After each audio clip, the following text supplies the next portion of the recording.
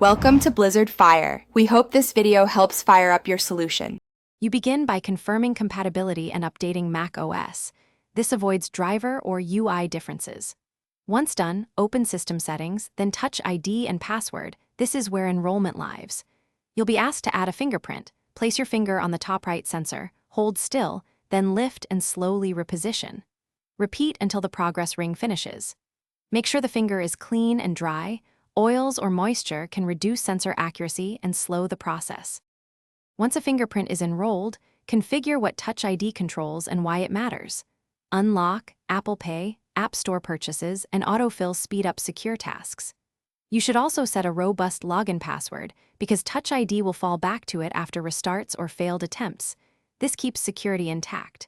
If you use multiple fingers or share limited access, add additional prints now.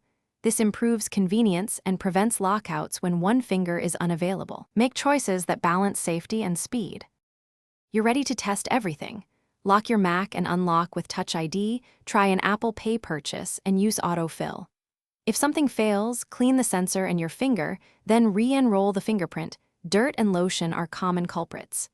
Make sure shiny screen protectors or cases don't cover the sensor. If problems persist, reboot the MacBook, reset SMC or NVRAM as a next step, and contact Apple support only if those steps don't restore reliable operation. Thanks for watching. If you found this helpful, don't forget to like and subscribe.